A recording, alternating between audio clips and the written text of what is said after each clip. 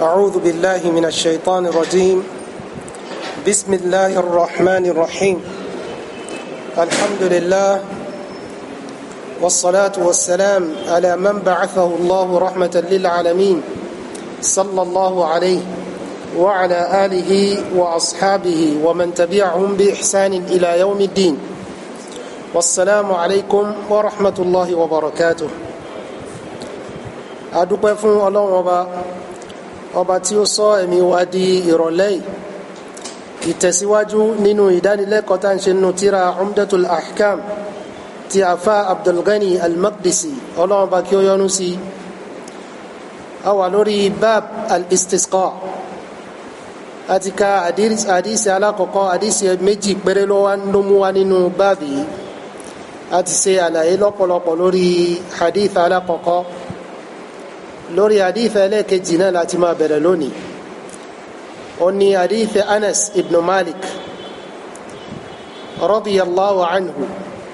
anna rajulan dakhala al-masjid yawm al-jum'ati min babi kana nahwa dar al-qada wa rasulullahi sallallahu alayhi wa sallam qa'imun yaqtub فاستقبل رسول الله صلى الله عليه وسلم قائما ثم قال يا رسول الله هلكت الأموال وانقطعت السبل فادعوا الله يغيثنا قال فرفع رسول الله صلى الله عليه وسلم يديه ثم قال اللهم اغثنا اللهم اغثنا اللهم اغثنا torí pé hadisi náà gùn so a ó bẹ̀rẹ̀ láti máa tú hadisi náà torí ká má gba ara wa ní àsìkò hadisi yìí wọ́n gbà wá láti ọ̀dọ̀ Anas ọmọ Malik Ọlọ́run ọba kí ó yọ́nú sí anna rajulan dakhala al-masjida yawm al-jum'ati ipe arákùnrin kan ó wọ mọ́sálásí lọ́jọ́ jimá min babin kana nahwa daril qada lágbọn lẹ́kùn tó wà ní agbọn darul qada ẹni pé ilé ìsangbèsè al-qada níbi kìí ṣe alqada ó ní sísan gbèsè ń bí so darul qada ìdí tí wọ́n fi pè ní darul qada à ń bọ̀ wá sàlàyé inṣàlá wa rasulullahi sallallahu alayhi wa sallam qa'imun yaktub anabi sallallahu alayhi wa sallam ó wà ní masalasi ní dúró ó ń ṣe khutba lọ́jọ́ jimá fastaqbala rasulullahi sallallahu alayhi wa sallam qa'iman lárakùnrin náà ló bá dájú kọ anabi sallallahu alayhi wa sallam ní dúró èyí ni pé òun náà dìde dúró gbogbo àwọn èèyàn jókòó wọn gbọ́ khutba lòun bá dìde dúró ó wá dojú kọ anabi sallallahu alayhi wa sallam ló wá sọ pé ya rasulallah ìwọ òjíṣẹ́ Ọlọ́run sallallahu alayhi wa sallam halakatil amwal àwọn dúkìá wọn ti bàjẹ́ dúkìá wọn ti parun wanqata'ati subul gbogbo ọ̀nà ló sì ti di fad'u Allaha yughithuna báwa bẹ Ọlọ́run ọba kí ó rọ̀jò fún wa al-ighatha ó ní ìrànlọ́wọ́ ẹni tẹ́bi ń pa tó bá ní ìwọ Ọlọ́run ràn mí lọ ní tó ń wí ni pé ìwọ Ọlọ́run fún mi ló ń jẹ ẹni tí ń wá òjò tó bá ní ìwọ Ọlọ́run ràn mí lọ ní tó ń wí ni pé ìwọ Ọlọ́run rọ̀jò fún wa bet kalima yughithuna kọ́lọ́ ọ̀ràn wa lọ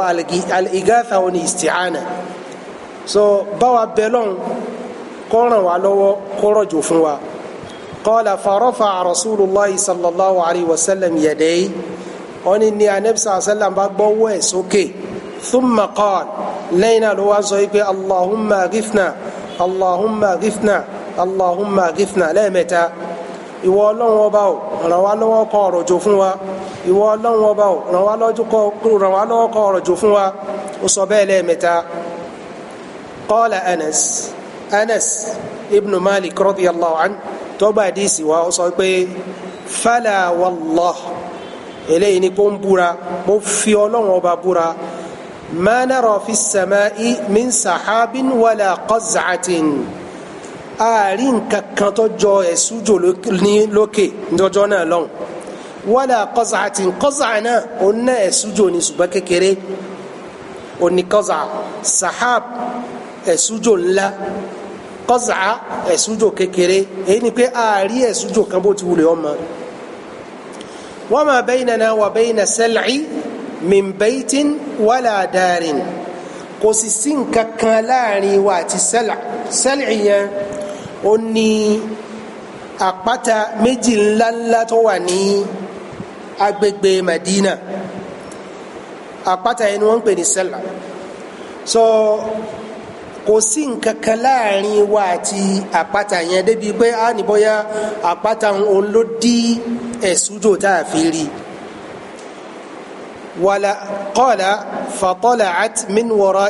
min wara'ihi sahabatun mithlu tursin nígbàtí anabi sallam gbọ́wọ́ sókè tó ń pọ̀ wípé allahumma ghithna allahumma ghithna bẹ́ẹ̀ ni ẹ̀sùjò kékeré kan ó ní àbínà sahabun ẹ̀sùjò kan lọ́wọ́ ayọ̀ mithlu tursin ó dàbí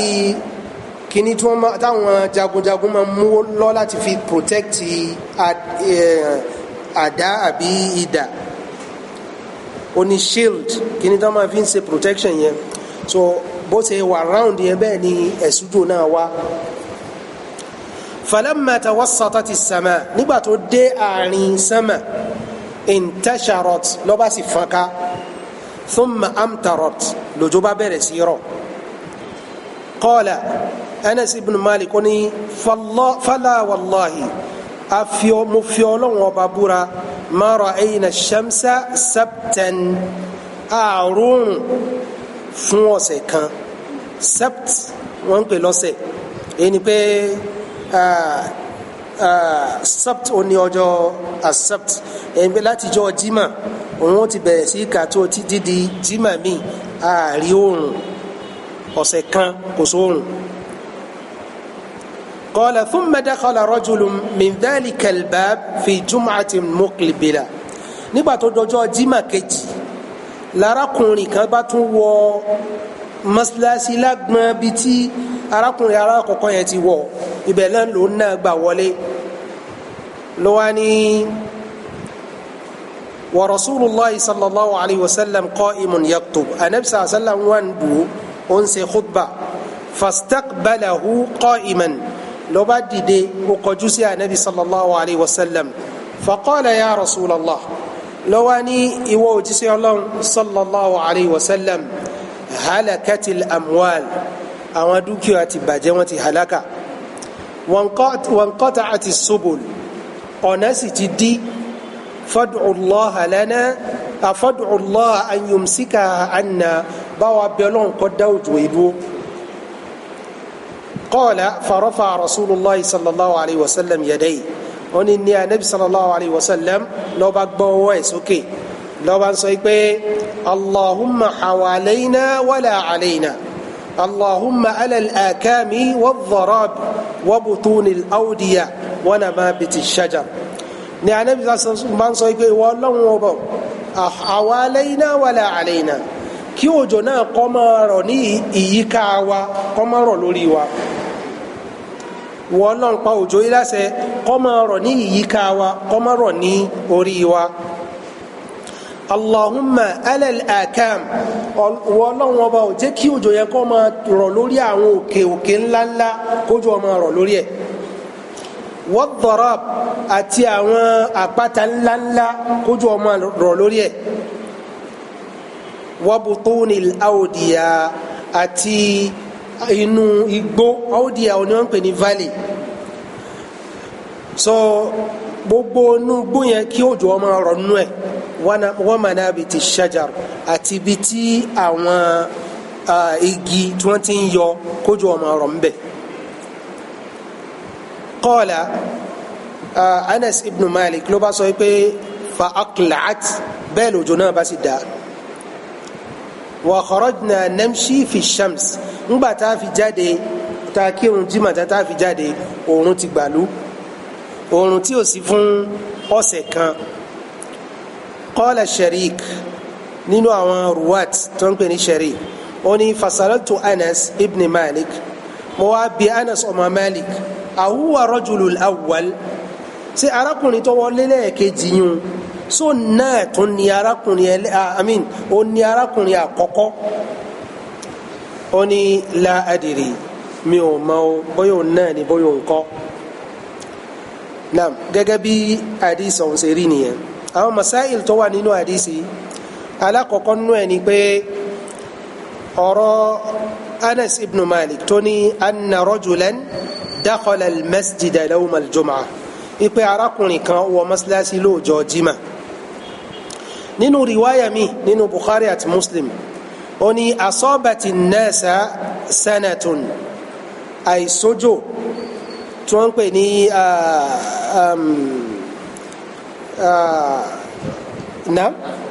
ọ̀dá ó ṣẹlẹ̀ ala ahdi nabi sallallahu alayhi wa sallam lásìkò anabi sallallahu alayhi wa sallam wa bayna nabi sallallahu alayhi wa sallam yakhtubu fi yawm al-jum'ah nígbàtí anabi sallallahu alayhi wa sallam ṣe khutba lọ́jọ́ jimá qama a'rabiyyun ó ní arákùnrin kan ará oko arab ló bá dìde dúró faqala ya rasulallah ló bá ń sọ pé ìwọ òjíṣẹ́ Ọlọ́run halakal malu dúkìá ti bàjẹ́ wàjá al-iyalu gbogbo àwọn ìyáàlì gbogbo wọn lè bí ń pa fad'u Allah lana an yasqiyana báwa bẹlọ́n kó fún wa lómi.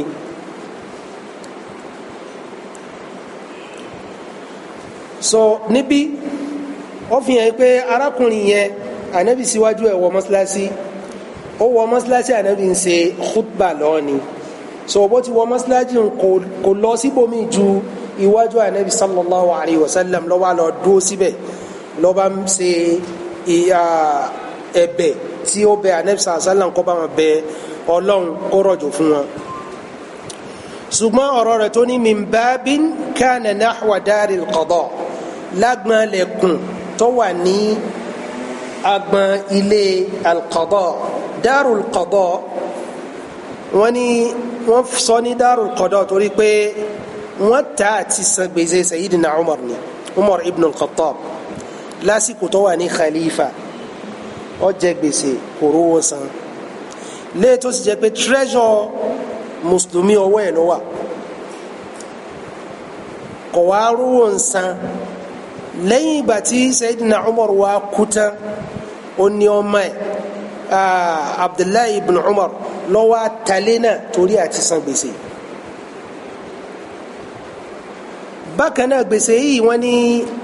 òun gan fúnra ẹ̀ ló kọ́ lórí ààrẹ ipe òun ọmọ fi nǹkan kan lélẹ̀ nínú owó òun kò wá rí san ló wá sọ ní gbèsè lórí ààrẹ ló wá ṣe wọ̀síyà pé tóun bá ilé kú tán kí ọmọ òun Abdullahi ibn Umar kó ta àwọn nǹkan ní òun kó fi bóun san gbèsè náà ó wá ta ilé náà fún Muawiya ibn Abi Sufyan bẹ́ẹ̀ náà ni wọ́n ta àwọn oko míì tó tún ní torí àti san gbèsè yẹn ìdí inú tán fi ń pe ilé náà ní Darul Qada èyí ni pé ilé tá a fi san gbèsè náà èyí ni pé Darul Qada ìdẹ́yìní Umar ilé tá a fi san gbèsè Sayyidina Umar bẹ́ẹ̀ níbí a ní ilé gangan wọ́n ta ní àsìkò Sayyidina Umar ni nígbà tó kú tán ẹni ó sì gba àdìsí wa wọ́n sọ̀rọ̀ nípa àsìkò ànábì sallallahu alayhi wa sallam ṣé ìṣkáàlì ò dé báyìí torí pé ilé yẹn kó tó di àsìkò ànábì wọn ò tí ì sọ ní Darul Qada kí ni ìdáhùn níbí ìdáhùn níbí ni pé Sayyidina Anas ibn Malik ó ń sọ àdìsí fáwọn ọmọ akéwù rẹ̀ ni ó sì ń sọ ní àsìkò tí wọ́n mọ̀ so èyí ni ó fi sọ pé yóò fi lẹ̀kùn yẹn yóò fi júwe lásìkò tí wọ́n mọ̀ ni kì í ṣe àti ìgbà tí wọ́n mọ̀ lápèjúwe bóyá Nuruddin sìn síwájú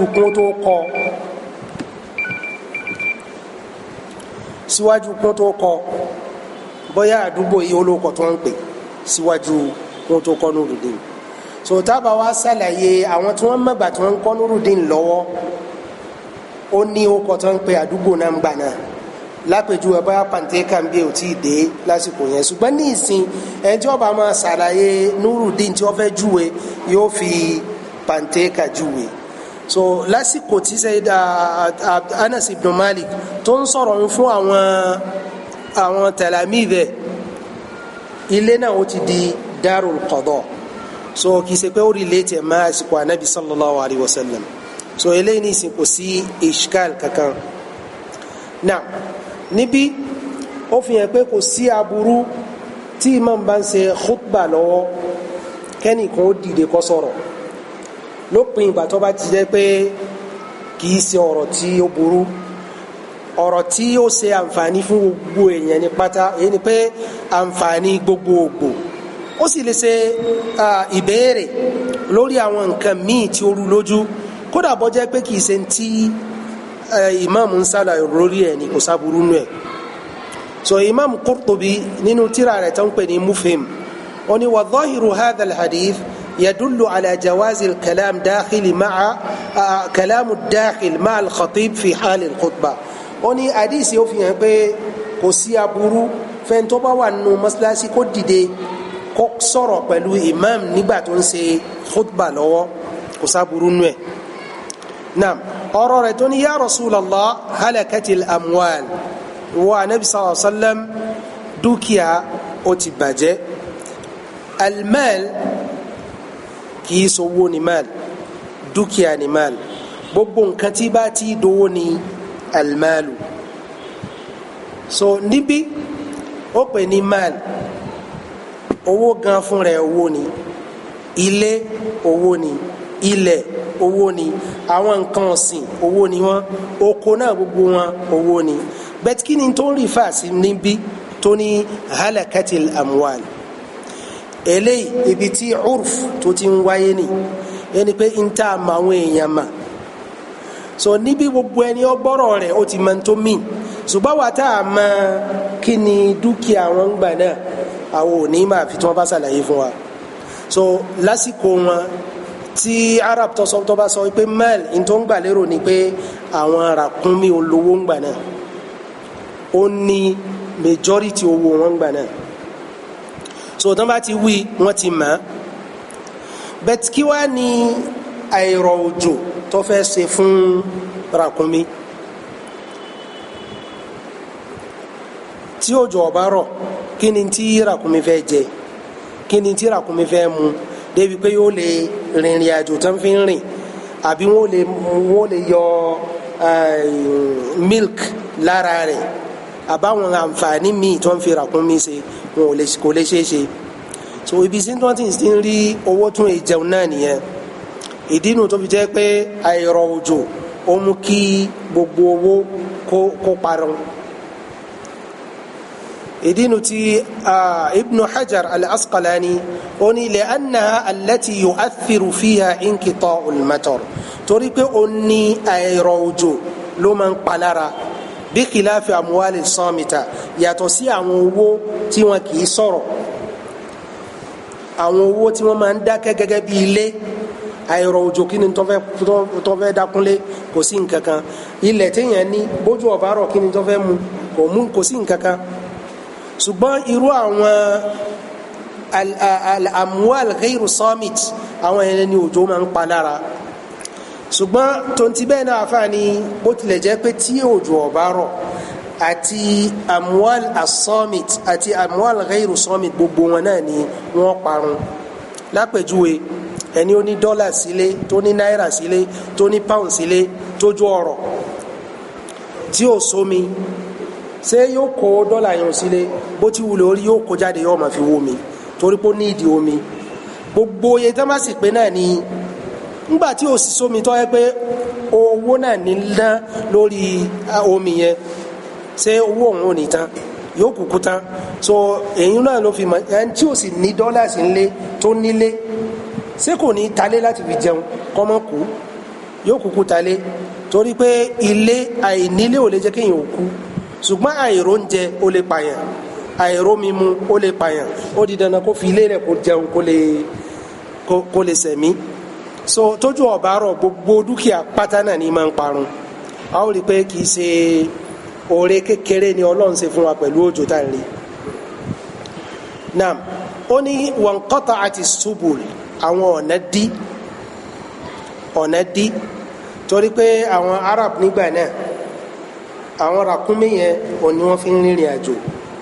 òun náà ni ó fà kún ọ lọ sí gbogbo ibi tí wọ́n bá ti ṣòwò ràkúnmí yẹn náà ni wọ́n lòdì gbogbo nǹkan òwò wọn lé lórí so èyí ni ó jẹ́ kí àwọn tí wọ́n ń lọ tí wọ́n ń bọ̀ kí wọ́n máa rìn lójú ọ̀nà àwọn tó sì jẹ́ pé àǹfààní àwọn tí wọ́n ń lọ tí wọ́n ń bọ̀ yẹn làwọn náà ń jẹ yálà nígbà tí wọ́n bá ń kọjá lọ lu wọn ó du wọn ra nǹkan so gbogbo wọn náà ni àìrọ̀ ojú oyún yóò pa lára so àwọn tí ń rìnrìn àjò náà ò lè rìnrìn àjò mọ́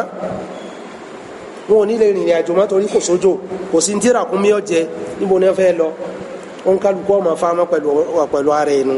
so ìdí inú tó fi sọ pé inqata'ati subul ọ̀nà dí torí pé gbogbo àwọn ràkúnmí gbogbo ẹ̀ ni wọ́n ti àlákà so ọ̀rọ̀ rẹ̀ tó ní fad'u Allaha yughithuna báwa bẹ́lọ́n kọ́ràn wa lọ́wọ́ eléyìí ó fi hàn wípé ohun tí àwọn sàhábà tí wọ́n wà lórí ẹ̀nu lásìkò ànábì sallallahu alayhi wa sallam títí di ẹ̀yìn ànábì sallallahu alayhi wa sallam wọn kì í wá ràn lọ́wọ́ ẹnìkankan àfi Ọlọ́run kì í ṣe ìrànwọ́rọ́ ànábì sallallahu alayhi wa sallam ni wọ́n wá ìrànlọ́wọ́ Ọlọ́run ipe wọ́n bá wa bẹ lọ́run kó ràn wá lọ́wọ́ annahum la yastaghithuna bil ashkhas wọn kì í wá ìrànlọ́wọ́ pẹ̀lú èèyàn ìbáyé pé wọ́n máa ń wá ìrànlọ́wọ́ pẹ̀lú èèyàn náà ànábì wọn ò bá wá ràn lọ́wọ́ rẹ̀ ṣùgbọ́n ànábì ó ní wọ́n bẹ ànábì kó bá wọn bẹ lọ́run kó lọ́run ràn wọ́n lọ́wọ́ bákan náà bíbẹ ànábì tí kó bá wọn bẹ lọ́run wọ́n bẹ ànábì kó bá pẹ̀lú àdúà ànábì ni wọ́n sọ pé àwọn ń wá òjò látọ̀dọ̀ ànábì sallallahu alayhi wa sallam àdúà ànábì ni wọ́n fẹ́ kí ànábì ó bá wọn bẹ lọ́run kó rọ̀jò fún wọn so eléyìí ó fi ọgbọ́n tí ń bẹ nínú ohun tí Sayyidina Umar tó ṣe ní àsìkò rẹ̀ tó ń lọ bá Abbas tí ó lọ bẹ́lòmíì ju Abbas lọ kí ni ọgbọ́n tó wà ń bí inú Madina wọn wà kábàrí anabi sallallahu alayhi wa sallam ó nu tó súnmọ́ wọn ìbáyé pé ó tọ́ ká pẹ́ẹ́n tó ti kú ni àbí ká bẹ́ẹ́n tó ti kú ọ̀dọ̀ anabi sallallahu alayhi wa sallam ni wọ́n bá lọ kábàrí rẹ̀ ni wọ́n bá lọ ṣùgbọ́n wọn ò ṣe bẹ́ẹ̀ wọ́n lọ bẹ́ẹ̀ ni ó wà láàyè so èyí fi hàn pé kò tọ́ láti lọ kábàrí ẹnìkan láti máa lọ tọrọ àdúà so Ọlọ́run nìkan là á ké pè bó ti wùlẹ̀ orí bákan náà ọkùnrin tó wọ mọ́sálásí òun náà àdúà Ànábì sallallahu alayhi wa sallam ló tọrọ kìí ṣe kò sọ̀rọ̀ ìrọ̀jò lọ́dọ̀ Ànábì sallallahu alayhi wa sallam a sì rí nínú tàn wípé àwọn sàhábà àbáwọn tàbíìn wọ́n máa ń bẹ èèyàn fún bùkátà tí ò ní agbára rẹ̀ àbí bùkátà lọ́dọ̀ ẹni tó ti kú tó gbogbo yẹn àwọn ìwà àbàjẹ́ ni tí ò dáa ohun tí èèyàn ò lágbára rẹ̀ a kì í bẹ̀ gbogbo tó bá yẹ pé Ọlọ́run nìkan ló ní agbára rẹ̀ Ọlọ́run náà lábẹ́ kì í ṣèyàn bákan náà ẹni ó bá sì ti kú a kì í bẹ̀ ní ó kú ẹni ó kú títí ẹ ti tán nìyẹn òun gan ló ní ìdí àdúrà wa kì í ṣàwàlà ní ìdí ẹ̀ mọ́ so láti lọ máa sunkún ní kábàrí ẹnìkan ṣírùkù gbáà ni ibi náà ó tún fi hàn pé kò sí aburú ká tọrọ àdúà lọ́dọ̀ ẹni rere tó wà láyé tí ètí ìkú gẹ́gẹ́ bó ti ṣẹlẹ̀ lásìkò ní àsìkò Ànábì sallallahu alaihi wasallam nígbà tí wọ́n wà ní ojú ogun Sayyidina Abubakar ọlọ bá Ànábì sallallahu alayhi wa sallam ó ní ya Rasulallah inna Allaha qad awwadaka fi du'a khayran fad'u lana èsè tó fi wálẹ̀ tí táàrú mi mú táàrí omi ṣe nǹkankan táàsì wà lójú ogun bá wa bẹ̀lọ́n kọ́lọ̀ kókó rọ̀jò fún wa ní Ànábì sallallahu alayhi wa sallam bá sọ fún Sayyidina Abubakar awa tuhibbu dhalik sí ọ̀fẹ́ bẹ́ẹ̀ ó ní na'am lànàbí sàlá sàlám bá gbé ọwọ́ rẹ̀ sókè falam yarji'uhuma hatta qalat as-samaa wa adallat thumma sabakat ipe anabi sallam ó tí gbọ́wọ́ rẹ̀ sílẹ̀ tí gbogbo òkè fi dúdú tójó sì bẹ̀rẹ̀ sí rọ̀ famala'u ma ma'ahum wọ́n pọnmi wọ́n rọ gbogbo àwọn kèǹgbè tó wà lọ́wọ́ wọn tí wọ́n fi ń gbomi dání gbogbo ẹ̀ ni wọ́n fomi sí. ó ní thumma dhahabna nanzuru falam najidha jazatil askar labá jáde láti lọ wo òjò tọrọ a wá rí i pé òjò yún ọ kọjá bí tí àwọn ọmọ ogun anabi sallallahu alaihi wasallam tí wọ́n wà ọwọ́ bẹ̀ lásán náà lòjò rọ̀ sí. bẹ́ẹ̀ náà ni arákùnrin tí tó ní ká anabi sallallahu alaihi wasallam bá wọn bẹ lọ́n kọ́rọ̀ jò yìí wọ́n ní òjò yẹn bí ìgbà tó fi Madina tó fi sáàrin ni nígbà tójò náà dá àwọn wá wò pé ọwọ́ Madina péré ó ní òjò ń ti dá ṣùgbọ́n tó ẹ bá ti kọjá nínú Madina bá òjò ń rọ̀ náà ni òjò ń rọ̀ dá títí oṣù kan ṣùgbọ́n ọwọ́ agbègbè Madina péré ó wá fi Madina lẹ̀ gẹ́gẹ́ bí ring ó ní àwọn ọmọ wo òjò tí ń rọ̀ ní agbègbè báyìí tí ó sì dénú Madina so bẹ́ẹ̀ náà ni àsìkò tí Sayyidina Abubakar tó ní kí anabi sallallahu alaihi wasallam bá wọn bẹ lọ́hùn wọ́n rí i pé nígbà tó jò ń rọ̀ tán kò kọjá ẹnu bí tí àwọn ọmọ ogun anabi sallallahu alaihi wasallam tí wọ́n wà. bákan náà hadithi Safwan ibn Abdullah ibn Safwan ó ní qadimtu Shama fa ataitu Aba Darda ó ní mo wá sí Sham mo wá lọ sí ilé Abu Darda falam ajidhu mi ò bá lé mo ti sọ hadisi àti ka hadisi ń bí láìpẹ́ yìí fawajadtu Ummu Darda mo bá bá Ummu Darda nílé faqalat ló bá sọ fún mi pé aturidu al-hajj am sọ fẹ́ lọ sí Maka lónìí ní ọdún yìí ni fakultu na'am ló bá ní bẹ́ẹ̀ ni mo fẹ́ lọ sí Maka qalat fad'u Allah lana bi khairin báwa gbàdúrà al-khair ẹni pé báwa bẹlọ́n fún oore fa inna nabiyya sallallahu alayhi wa sallam kana yaqul torí pé anabi sallallahu alayhi wa sallam a máa sọ pé da'watul mar al-muslim li akhihi bi dhahri al-ghaybi mustajaba àdúà mùsùlùmí lẹ́yìn ọmọ ìyá rẹ̀ tí ń gbà fún ọmọ ìyá ẹ̀ tọmọ ìyá ò sì mọ̀ pé wọ́n gbàdúrà fún òun àdúà náà Ọlọ́run máa ń gbà ẹni pé kí mùsùlùmí kan kọ́ máa gbàdúrà fún ọmọ àyà rẹ̀ mùsùlùmí tẹ́ntí wọ́n sì ń gbàdúrà fún ohun tí ẹ mọ̀ pé wọ́n gbàdúrà fún ohun àdúrà náà máa gbà. ọwọ́ ni inda ra'sihi malakun ẹni tí ń gbàdúrà yẹn àwọn màláìkà kan ó dùn ní ìpàkọ́ rẹ̀ muwakkalun kullama da'a li akhihi wọ́n ní gbogbo ìgbà tó bá ti gbàdúrà fún ọmọ àyà rẹ̀ yẹn wọ́n á máa sọ pé walaka mithlu gbogbo tó bẹlọ́n fún ọmọ ìyá rẹ̀ náà wọ́n náà ní irú rẹ̀ so bí gbàtọ́ ẹgbẹ́ àwọn màláíkà yìí náà gbàdúrà fún tọ̀ ni a sì mọ̀ pé àdúrà tiwọn náà Ọlọ́run ọ̀bọ̀ gbà so eléyìí fi hàn pé ó dáa kí ẹlòmíì kó gbàdúrà fẹ́lòmíì kò sábúrú nù ẹ̀ ká bẹ ọmọ ìyá wa pé dákun mò ń tọrọ àdúrà Ọlọ́run kí kọ́lọ́run ṣe báyìí fún mi so ẹni tí wọ́n sì bẹ̀yẹn náà kó nù gbìyànjú láti ṣe àdúrà fún ọmọ ẹ̀yẹ kò sábúrú. bákan náà ó fi hàn pé ó tọ́ ṣẹ̀ríà ká bẹ istisqa ká ṣe istisqa nígbà tí imam bá ń ṣe khutba kì í ṣe pé gbogbo ìgbà náà la máa jáde lọ sí ẹ̀yìn ìlú láti lọ kírun tá a ṣe khutba tá a yí aṣọ sódì táwọn máa gbàdúrà kì í ṣe gbogbo ìgbà náà ni gbogbo bí ọba ti báyàn a lè bẹ lọ́n kọ́ lọ́n fún wa ní òjò ọ rí i pé anabi sallallahu alayhi wa sallam ó kọjú sáwọn èèyàn ni so nígbà tá arákùnrin sọ̀rọ̀ anabi sallallahu alayhi wa sallam ò fi khutba ti ń ṣe é lẹ̀ kó kọjú sí alqibla ó sì kọjú sí àwọn èèyàn náà ni ohun tó kàn ṣe ni pé ọgbọ́wọ́ òkè pé wọ́n ọlọ́run bá ràn wá lọ́rọ̀ jù fún wa so ìdínú tí ibn hajar ó ní al-khuruj ila al-musalli laysa bi-shart fil istisqa ìjáde lọ sí ẹ̀yìn odi ìlú láti lọ kírun ó ní kìí ṣe májẹ̀mú ni fún bíbẹ ọlọ́run òjò ìpè tá a bá ń bẹ lọ́run fojú odi dandan ká jáde lọ sí ẹ̀yìn ìlú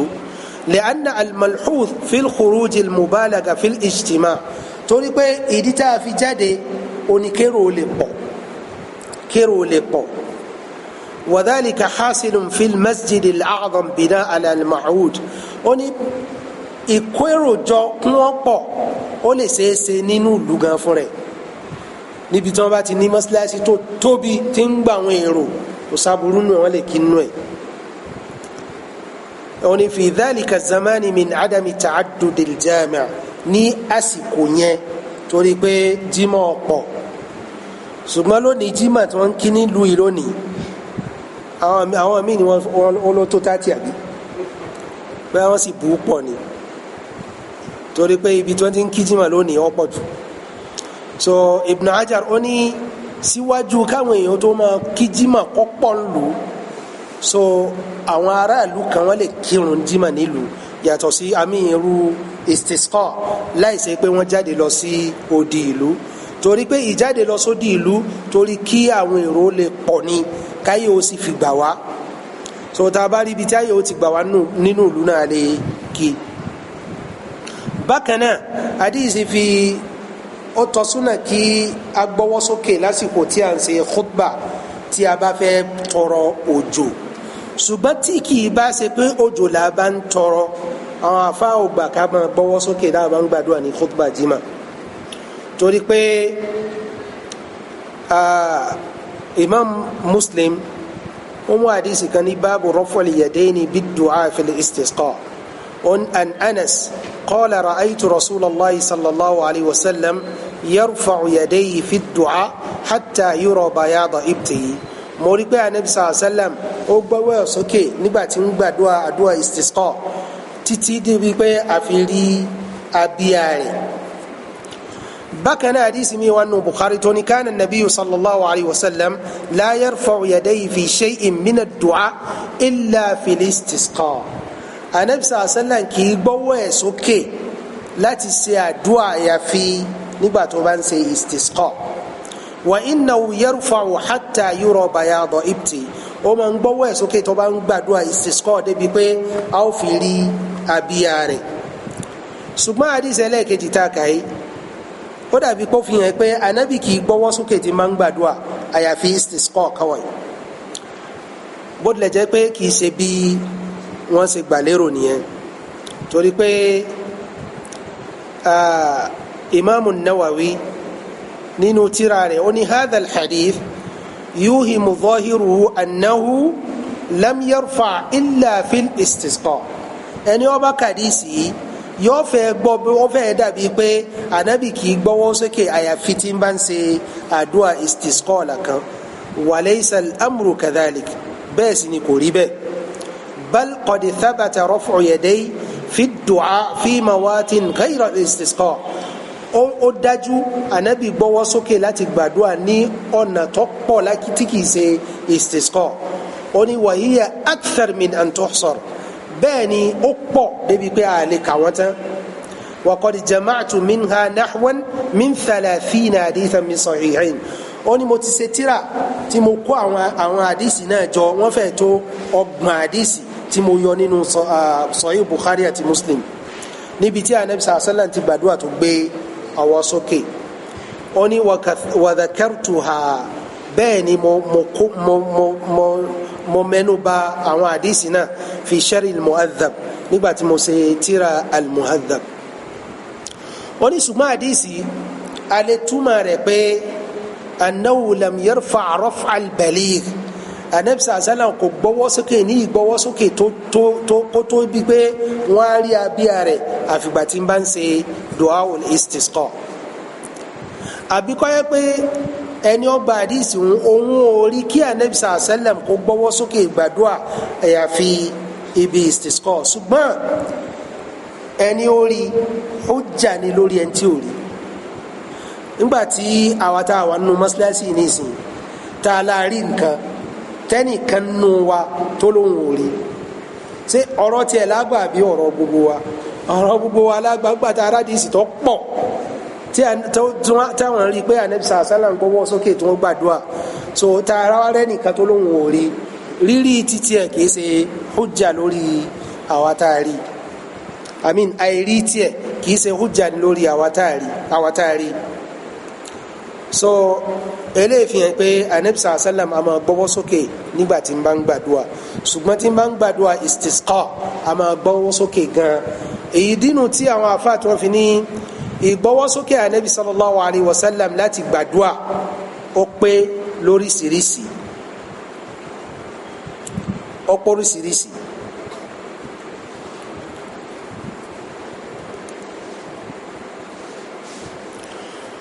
ó ní àkọ́kọ́ nú ẹ̀ anabi sallallahu alayhi wa sallam a máa gbọ́wọ́ sókè nígbàtí ó bá ń gbàdúrà nígbàtí wọ́n bá dúró níbi Safa àti Marwa nígbà bá dúró ní Safa àti Marwa láti gbàdúrà ẹni ó dé Safa yóò gbọ́wọ́ òkè gbàdúrà anabi sallallahu alayhi wa sallam a máa gbọ́wọ́ òkè láti gbàdúrà nígbà tó bá ṣe sáàyí lọ Marwa náà yóò tún gbọ́wọ́ òkè láti gbàdúà bákan náà nígbà tí anabi sàlám bá ṣe tó bá sọ òkò jamra a máa dúó tí ó gbàdúà tí ó gbọ́wọ́ sókè tí ó gbàdúà lè tó pọ̀ bákan náà níbi wuqufu l'Arafa tí anabi sàlám lẹ́yìn bá wọn bá kírun tán anabi a máa dúró tó pẹ́ tí ó gbọ́wọ́ sókè láti máa gbàdúà so àwọn ọ̀nà àwọn ààyè tánàbí sàlám máa ti ń gbọ́wọ́ sókè gbàdúà pọ̀ kìí ṣe ọwọ́ salatul istisqa nìkan so àwọn afáàmì wọn ní gbogbo àwọn ààyè yìí ó tọ́ ṣẹ̀ríà fún àwa náà kí a dúró ká gbọ́wọ́ sókè láti gbàdúà ṣùgbọ́n ọwọ́ bí tí wọn ò gbà ó ní lẹ́yìn irun salatul maktuba torí pé ààrí gbọ́ pé anabi sàlá nígbà tó kírun tán irun ọ̀ranyàn ó wá gbọ́wọ́ sókè ń gbàdúrà tó a ó sì rí i pé irun ọ̀ranyàn yìí ojoojúmọ́ ní kí kúmọ́ márùn lóòjọ́ so nígbà tí àwọn sàhábà tí wọ́n mú àdìsí wá tí wọ́n sì mú gbogbo àwọn àdìsí yìí wá tí wọ́n gbàgbé wá ṣe tí wọ́n gbàgbé ìtànàbí ń ṣe lójoojúmọ́ so a sì rádìsí kan bó ti wulẹ̀ ó kéré mọ́ ipe anabi sàlẹ̀ lẹ́yìn ìgbà tó kírun ọ̀ranyàn tán ó wá gbọ́wọ́ sókè ń gbàdúrà èyí ni àwọn àfọwọ́gbà bákan náà nínú gbà tí imam bá ń ṣe khutba àwọn àdúrà kan wà tí táwọn imam máa ń ṣe tí wọ́n bá ń ṣe khutba lọ yàtọ̀ sí istisqa so wọ́n níyẹn kò nídìí pé kí àwọn ikun gbọ́wọ́ sókè láti máa gbàdúrà nígbà yẹn torí pé a rí nínú àwọn sàhábì anabi sallallahu alayhi wa sallam tí wọ́n ti wọ́n kọ́ torí Ammar ibn Ruwayya ó ní ra'a Bishr ibn Marwan ala al-minbar rafi'an yaday ó rí Bishr ọmọ Marwan lórí minbari tó gbọ́wọ́ ẹ̀ sókè tí ń gbàdúrà ló wá ní qabbaha Allahu hatayni al-yadayn kí Ọlọ́run kí qabbaha èébú ni èyí ni pé ọwọ́ arákùnrin tó gbé sókè ọwọ́ méjèèjì Ọlọ́run ọba kọ́sẹ́ bi lé laqad ra'aytu rasulallahi sallallahu alayhi wa sallam ma yazidu ala an yaqula biyadihi hakadha mo rí tí anabi sallam bá ń ṣe khutba kèé lékún àfi kí ó gbọ́wọ́ rẹ̀ sókè báyìí èyí ni pé tí ń bá ń gba àdúà yóò na ìka sókè báyìí so wa ashara bi isbi'i al-musabbaha ó wá ṣe ìṣára pẹ̀lú ọwọ́ rẹ̀ tí fi ń ṣe at-tasbih so eléyìí fi hàn pé àwọn sàhábì anabi sallam wọ́n kọ́ kéèyàn ó máa gbàdúrà nínú khutba kó gbọ́wọ́ ẹ̀ sókè tí kì í bá ṣe du'aul istisqa àfáwọn ní àsìkò ó ti fi àsìkò hàn wá so eléyìí túmọ̀ sí pé a ní parí sẹ́rù àdìsí lónìí náà kúmọ́ nìyẹn ṣùgbọ́n insha Allah ta'ala ní ọ̀sẹ̀ tó ń bọ̀ tá a bá wà lábẹ́ mi a wà parí àwọ̀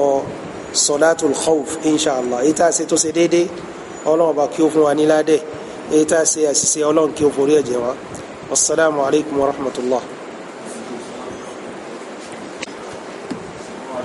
Wa alaykum salaam wa rahmatullah.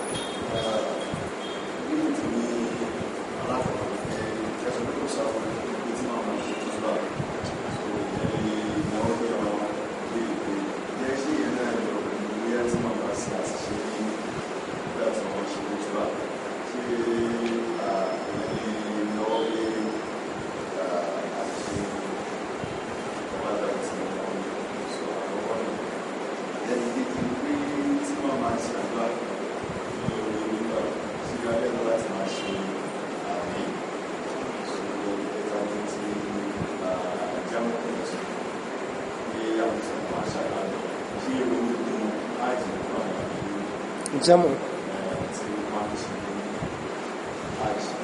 Okay. Naam, ìbéèrè àkọ́kọ́ ṣé a lè tún imam a lè tún ṣe tí ó bá ṣe àṣìṣe póríṣiríṣi. Àwọn àṣìṣe míì wà tí ò sí aburú kankan nínú ẹ̀.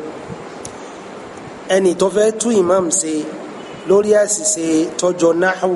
tí imam ṣe eléyìí kọjá ẹnu àlà, torí pé eléyìí kì í ṣàṣìṣe tí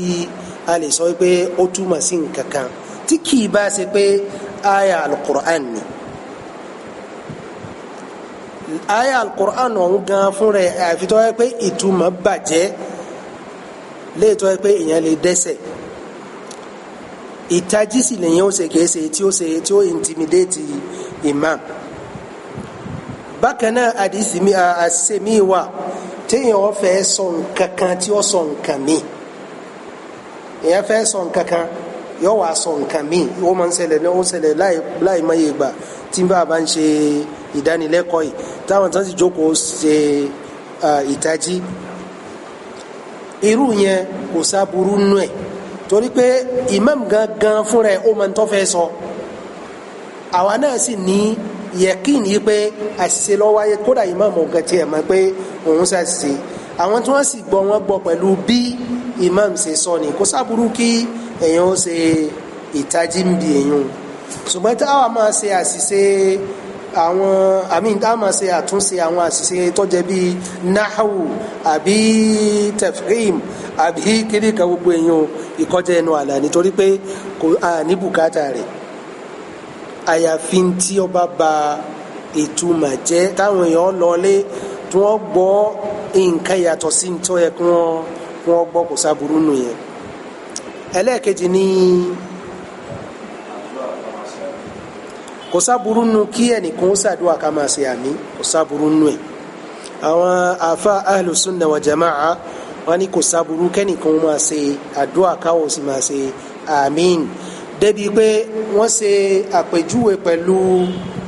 àdúà anabi Musa alayhi salatu wassalam tó ní qala rabbi shrah li sadri wa yassir li amri wahlul uqdatan min lisani yafqahu qawli waj'al li wazira min ahli. Gbogbo àwọn àdúà yẹn pátá àtòmíì tó ṣe wọ́n ní òun àti ọmọ ẹ̀yẹ Harun ni wọ́n jọ ń ṣe àdúrà náà torí pé anabi Musa ló ń ṣe àdúrà ọmọ ẹ̀yẹ sì ń ṣe àmín.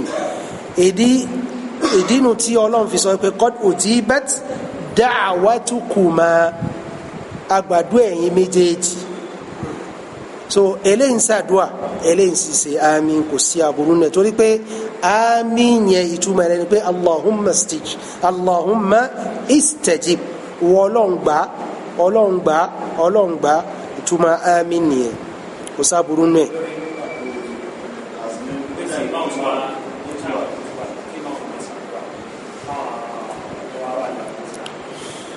ṣe ìgbà tí imam bá ń ṣe khutba òun náà ni kò sáburú náà. ntọ́kàn ní kò í ṣe tí a lè máa gbóhùn sókè débi pé yọ́ dàbí tí gbogbo àkàmà ṣe àmín tiwa ní ìrẹ̀lẹ̀ nítorí pé a fẹ́ láti máa ṣe ọ̀rọ̀ kankan yàtọ̀ sí khutba imam. sòtúbá imam bá wá ń ṣàdúà kò sáburú kí a máa ṣe àmín wa pẹ̀lú ohun rẹ̀lẹ̀ tí èsè gbogbo èèyàn ni ó máa gbọ́. Wallahu alam. Naam, àdúà ẹlẹ́kẹta ní ìgbọ́wọ́sókè ní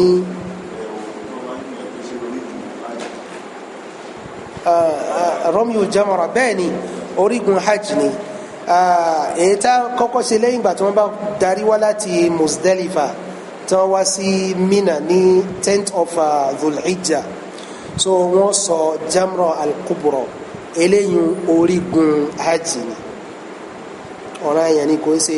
ohun tí èèyàn lè fi ilẹ̀ pẹ́ẹ́pẹ́ bẹ́ẹ̀ ni sísọ òkò ọjọ́ kejì àti ọjọ́ kẹta gbogbo ẹ̀ náà wà nínú ṣe hajj ni ṣùgbọ́n níjọ́ náà àwọn aṣẹ́ tó pa dandan òun náà ni kéèyàn ó fárun kéèyàn ó dúran kó sì sọ òkò jamra alákọ̀ọ́kọ́ yẹn ó ti ṣe tahlil as-sughra ẹni pé ó lè bọ́ àwọn nǹkan míì tí wọ́n ṣe ní èèwọ̀ ó ti ṣe lẹ́tọ̀ so yóò wá lọ láti lọ ṣe tawaful hajj àbí tawaful ifada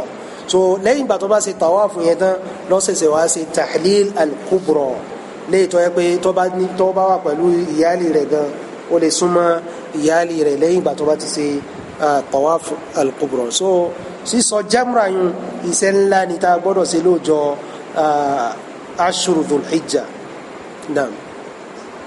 naam afwan.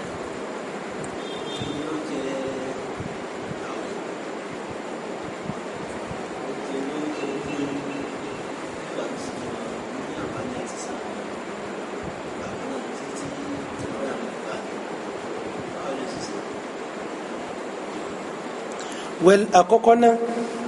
òun náà wà nínú àwọn tí wọ́n lè ṣe sàdákà rọ́pò ààwẹ̀ òun náà wà nínú ẹ̀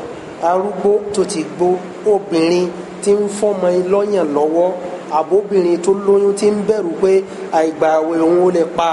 ọmọ lára àwọn gbogbo wọn wà nínú set àwọn tó yẹ pé wọ́n lè máa fún sàdákà yàtọ̀ sí ààwẹ̀ kò sábúrú ṣùgbọ́n ẹni tí ó wá rí gbà tó intention tiẹ̀ ní láti san ààwẹ̀ padà kó wá rí gbà títí dí ààwẹ̀ míì fi dé eyín ọ̀dà so n tó wá lè ṣe ń sìn tó lè mú fúfú yẹn ni pé kó kúkú wá san ààwẹ̀ yẹn pẹ̀lú sàdákà torí pé tẹ́lẹ̀ náà ń jọ ẹ̀ kó ṣe náà nìyẹn wàlàálà torí pé kọ́ mọ̀ ó lérò pé torí pé àwọn míì gan top till now wọn gbà wípé èèyàn lè máa ṣe sàdákà rọ́pò ààwẹ̀ kódà èyí tí wọ́n mẹ́nu bà sàráhà ní àwọn tán ti gbó ẹlòmíì kan ọgbà arúgbó mi wọ́n ti gbó ṣùgbọ́n tó ti bẹ́ẹ̀ náà wọ́n máa gbà ààwẹ̀ wọn ò ní gbà so bet òun náà ìdẹ̀kùn ni tọ́lọ́wọ́n bá ṣe fún wa kò sáburú nù ẹ̀. bẹ́ẹ̀ ni ó sì lè ṣe lọ́jọ́ kan ẹni pé aláìní mẹ́wàá fáwẹ̀ mẹ́wàá aláìní ogún fáwẹ̀ ogún tí ó fún wọn lóúnjẹ tí ó yó wọn oúnjẹ 1 million oúnjẹ kan ètò náà kò sábúrú ní kò ṣe kó fẹ́ràn sí lé lórí kó bu bẹ̀ sí ẹni o fún ní rọ ṣe bí ó náà ṣe ni tí ọba ní tí ó fi ṣe nǹkan bí ó lọ ta a jẹ́ pé kọ́ tó bá fún ní ṣíṣe gan ó ti ràn lọ́wọ́ kì í ṣe ìrànlọ́wọ́ kékeré so àwọn sàhábà nínú àwọn sàhábà àwọn tó máa ń ṣe wà tó ń fún wọn lóúnjẹ tó ti rẹ́dì tí ò sí wàhálà kankan tí ó ṣe ju kọ́mọ jẹ́ ẹni tí ò ní tó gbé raw food fún níbo ni ó ti máa wọ́wọ́ tòmátì máa wọ́wọ́ àlùbọ́sà náà Allahu alam náà ìyẹn lè rárá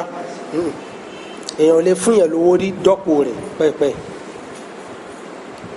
èèyàn lè fún yàn lówó rọ́pò rẹ̀ oúnjẹ yẹn la fẹ́ kẹ́ ẹ fún yàn Allahu alam naam afwan náà yẹn. sẹ́mi mọ sọ̀rọ̀ ọ̀hún tọ́.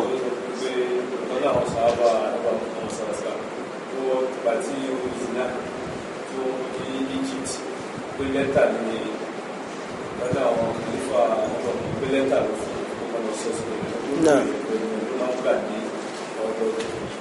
wọ́n á ní kí n bèrè pé bẹ́ẹ̀ ni bó ti wá nu athanu amru ibn al-as tó jẹ́ gọ́vùnà ní misra lásìkò ìgbà náà síwájú islam àwọn ará misra bá ti ń ṣe nìyẹn tẹ́lẹ̀ pé tẹ́lẹ̀ dáàmú wọn kì í ṣe mùsùlùmí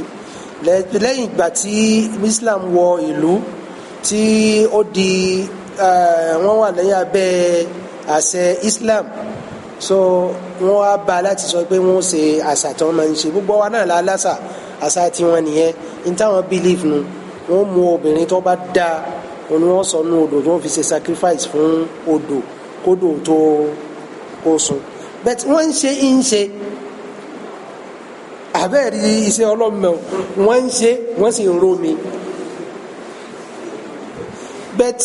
alhamdulillah amru ibn al-as òun ò ṣe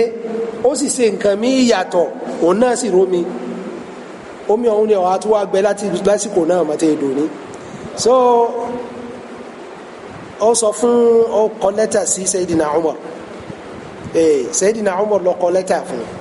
ipe àwọn ará Misra ń dóun láàmú tí wọ́n máa ń ṣe ni Sayyidina Umar ló wá kọ lẹ́tà kìí ṣe pé Amru ibn As ló kọ lẹ́tà Sayyidina Umar ló kọ lẹ́tà ipe ìwọ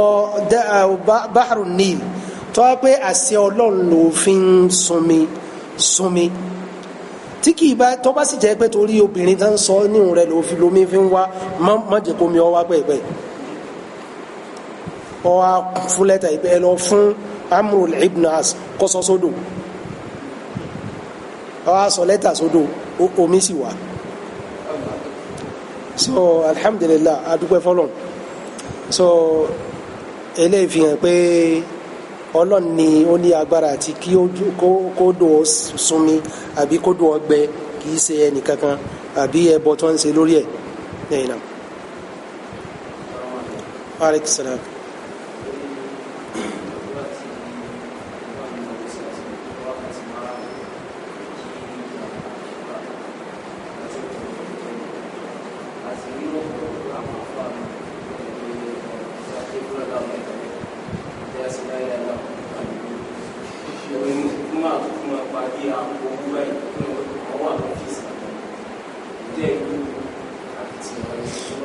Mi ò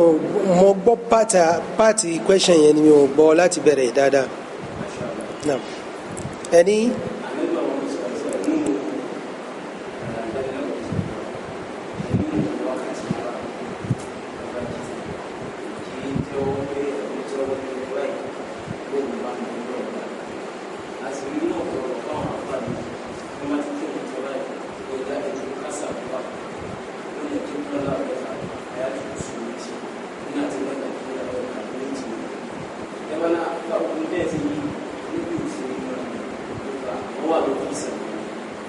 Office. Okay. Well, àkọ́kọ́ náà kí a máa gbọ́ wá sódì sọ pé yìí ò lè gbàdúrà lẹ́yìn ìrun ọ̀ranyàn torí pé a kà kọjá wípé àsìkò tí àdúrà máa gbà